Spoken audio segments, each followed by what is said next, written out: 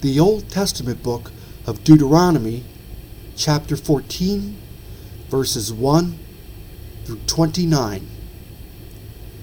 You are the children of the Lord your God. You shall not cut yourselves, nor shave the front of your head for the dead. For you are a holy people to the Lord your God, and the Lord has chosen you to be a people for himself, a special treasure above all the peoples who are on the face of the earth. You shall not eat any detestable thing. These are the animals which you may eat: the ox, the sheep, the goat, the deer, the gazelle, the roe deer, the wild goat, the mountain goat, the antelope, and the mountain sheep. And you may eat every animal with cloven hooves, having the hoof split into two parts, and that chews the cud among the animals. Nevertheless, of those that chew the cud or have cloven hooves, you shall not eat such as these: the camel, the hare, and the rock hyrax, for they chew the cud, but do not have cloven hooves. They are unclean for you. Also, the swine is unclean for you, because it has cloven hooves, yet does not chew the cud. You shall not eat their flesh, or touch their dead carcasses. These you may eat of all that are in the waters.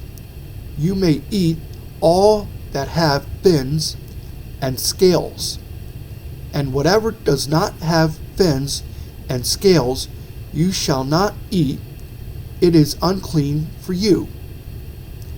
All clean birds you may eat, but these you shall not eat: the eagle, the vulture, the buzzard, the red kite, the falcon, and the kite after their kinds, every raven after its kind, the ostrich, the short-eared owl, the seagull, and the hawk after their kinds, the little owl, the screech owl, the white owl, the jackdaw, the carrion vulture, the fisher owl, the stork, the heron after its kind, and the hoopoe and the bat.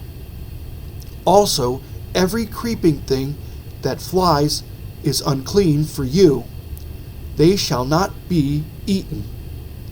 You may eat all clean birds. You shall not eat anything that dies of itself.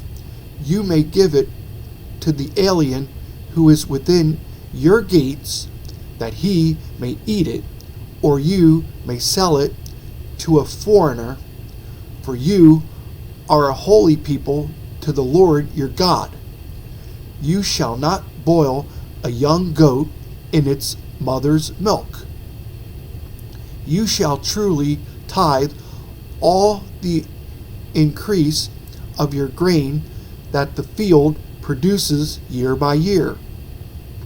And you shall eat before the Lord your God in the place where he chooses to make his name abide, the tithe of your grain and your new wine and your oil, of the firstborn of your herds and your flocks, that you may learn to fear the Lord your God always. But if the journey is too long for you, so that you are not able to carry the tithe, or if the place where the Lord your God chooses to put his name is too far from you, when the Lord your God has blessed you, then you shall exchange it for money. Take the money in your hand and go to the place which the Lord your God chooses. And you shall spend that money for whatever your heart desires, for oxen or sheep, for wine or similar drink, for whatever your heart desires, you shall eat there before the Lord your God, and you shall rejoice, you and your household. You shall not forsake the Levite who is within your gates, for he has no part nor inheritance with you. At the end of every 3rd year you shall bring out the tithe of your produce of that year and store it up within your gates. And the Levite, because he has no portion nor inheritance with you, and the stranger and the fatherless and the widow who are within your gates, may come and eat and be satisfied, that the Lord your God may bless you in all the work of your hand which you do.